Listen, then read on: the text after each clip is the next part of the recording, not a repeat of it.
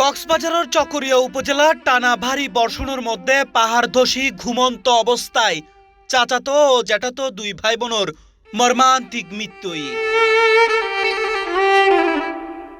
বৃহস্পতিবার জুলাই 9 তারিখ ভোর রাতে উপজেলার বড়ইতলী ইউনিয়নের 7 নম্বর ওয়ার্ডত মোহসেনিয়া কাটা পাহাড়ি গ্রামত এই দুর্ঘটনাগান ঘটে।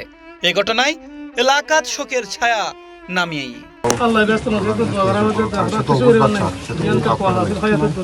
পাহাড় দোষে নিহত রইলু মোহসেনিয়া কাটা গ্রামের মোহাম্মদ কাজলর মাইফুয়া রুমি আক্তার ও একই গ্রামের আব্দুল মজিদুর ফুয়া মোহাম্মদ তৌসিফ।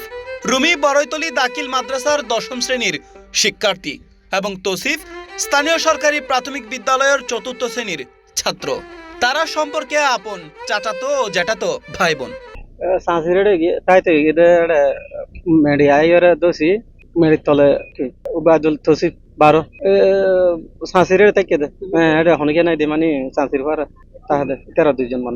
স্থানীয় সূত্রে জানা যায় কয়েকদিনও টানা বৃষ্টিতে পাহাড়ের মাটি নরম হয়ে পড়ে। ভোর রাতে হঠাৎ পাহাড়ের একখান অংশ দোষী বসতঘরের উদ্দি আশ্রে পড়িলি ঘুমন্ত অবস্থায় মাটি চাপা পড়ে দুই শিশু। পরে স্থানীয় লোকজন উদ্ধার করি তারারে বের করিলেও ততক্ষণে তারা মৃত্যুবরণ করে। এ বিষয়ে চকরিয়া উপজেলা নির্বাহী কর্মকর্তা শাহিন দেলোয়ার সরজমিনে জায়রা হয় আপাতত গড়ের বাকি সদস্যদের লয়েরে নিরাপদে থাকা জরুরি। অনরা ব্যাকে আশ্রয় কেন্দ্র আশ্রয় লইলি ভালোই বুবুলিও নিশ্চিত করে উপজেলা নির্বাহী অফিসার শাহিন দেলোয়ার।